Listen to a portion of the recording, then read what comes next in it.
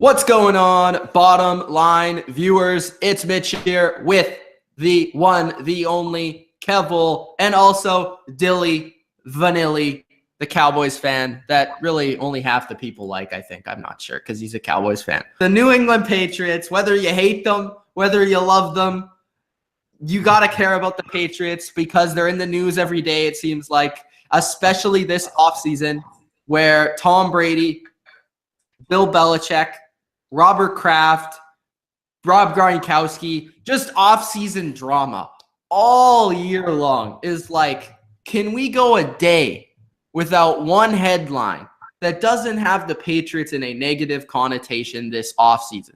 But it just seemed like all offseason that this was just, it was wearing on me as a fan.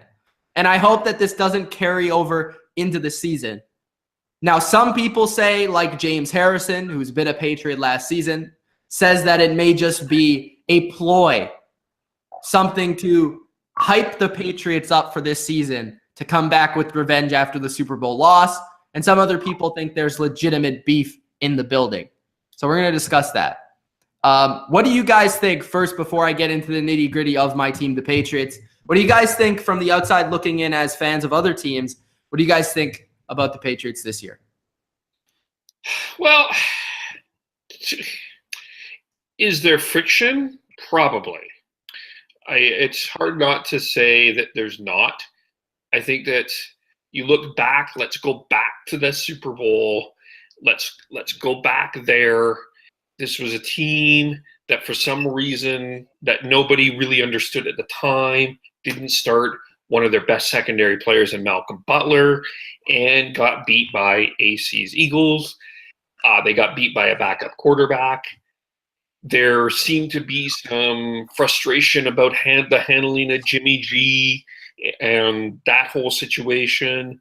There seemed to be a lot of people on a lot of different pages because one person wanted this guy in the locker room, one person wanted this guy in the locker room.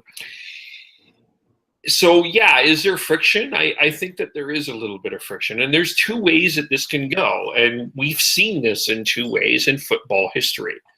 You had a team in the mid-90s, the Dallas Cowboys, that lived on this friction. They thrived on it. And they ended up winning a Super Bowl with a different coach. And they won the Super Bowl that one year.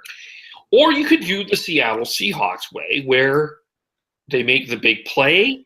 They make the play. It's the worst call in the history of professional football, and they haven't really been the same since. So, debatably, I think the fake punt by the Colts was probably the worst call of all time. But it also with circumstances. Circumstances, it's hard not. It is. That's a worse play. But that's not the point.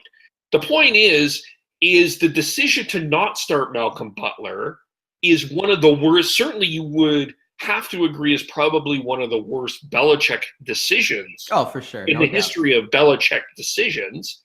And he's made a couple of interesting ones over the years. So the question I think is going to be interesting is this team going to respond? How this team is going to respond to Belichick? Is he still going to gravitate that respect? Or are they going to be, we're going to win the AFC East anyway, and we just need to wait for the playoffs?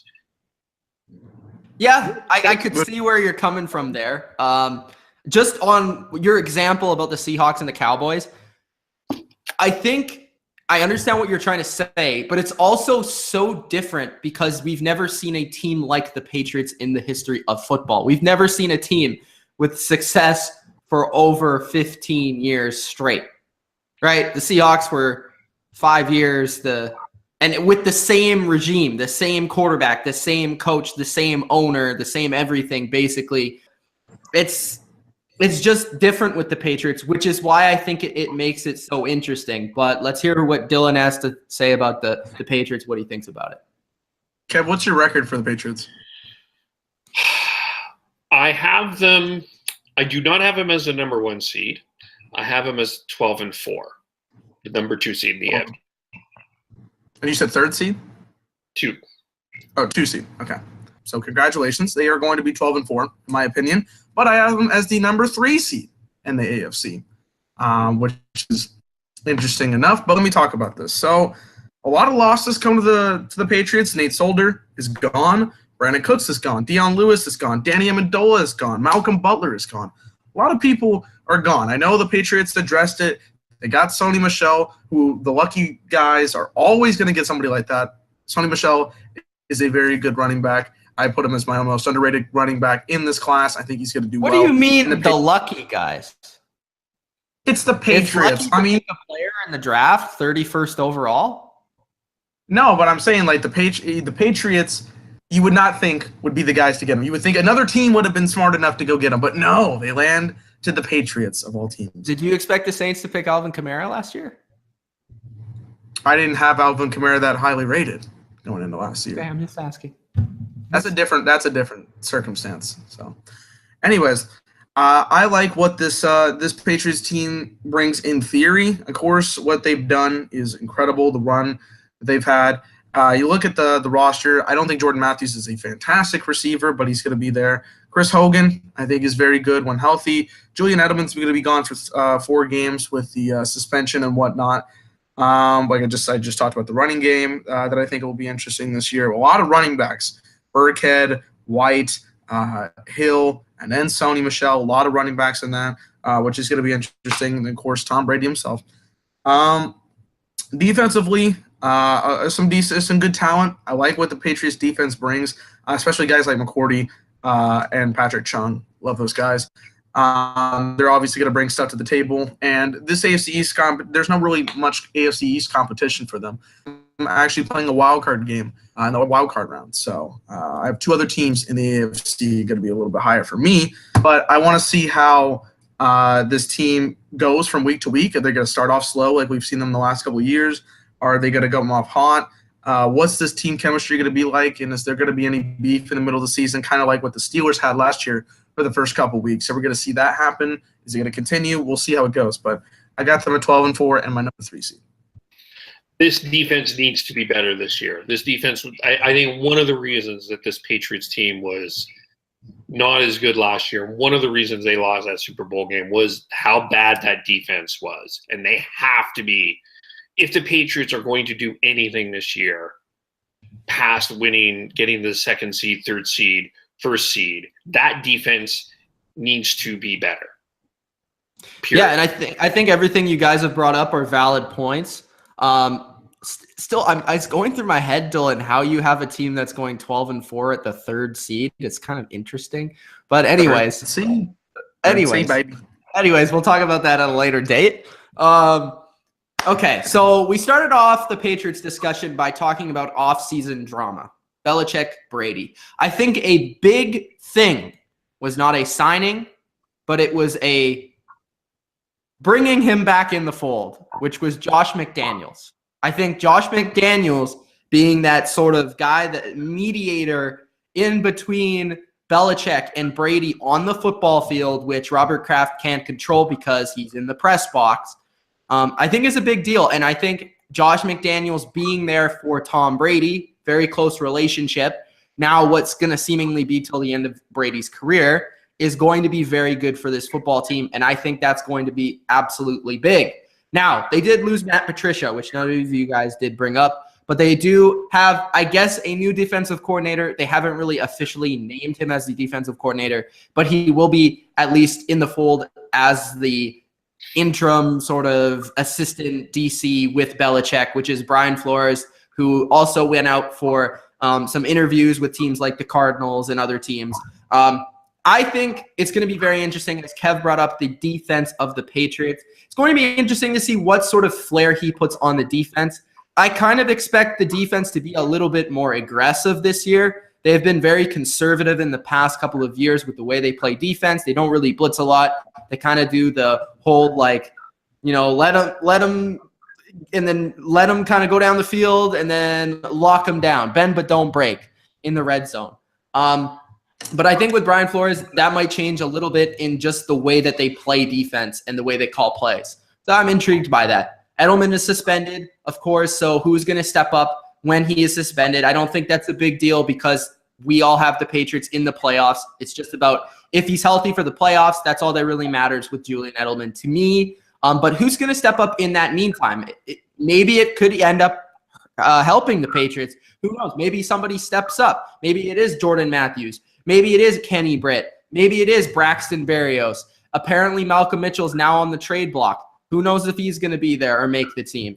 I think when you guys brought up as well the defense, just the big player that was hurt last year was Dante Hightower. He's the best player on this defense, including Stephon Gilmore and Devin McCourty, in my opinion. When he's on the field, this is a completely different defense because not only does he play linebacker, but he's the leader of the defense. He's basically the play caller, and he's also a guy that can edge rush. As we saw against the Atlanta Falcons, he cost a strip fumble. He also made a big play in that Super Bowl against the Seahawks, the play before the run by Marshawn Lynch.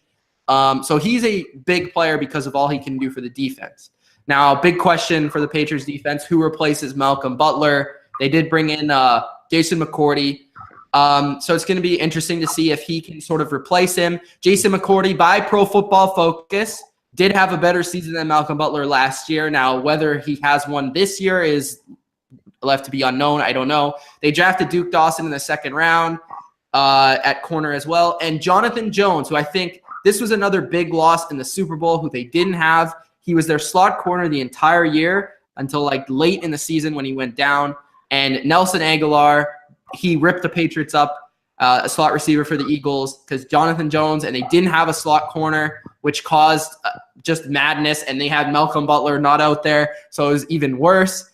And then in terms of the pass rush, which I think was the worst area of the team, they did sign Claiborne. So I think that's a solid NFL starting defensive end, which they didn't have one on the entire roster last year. So that's nice. They get Rivers back, who was a promising rookie last year, who was hurt. And they also added Danny Shelton to help with the run defense. So I think that this defense on paper, as long as they stay healthy, which was a big thing for the Patriots last year, they did not stay healthy, I think will help this team quite a bit. And I think this defense will be closer to what they were in 2016. I don't think they might not be quite as good, but I think they will be closer to that than what they were last year. And I don't see them having those weird issues that they were having at the beginning of the year last year, which was just awful.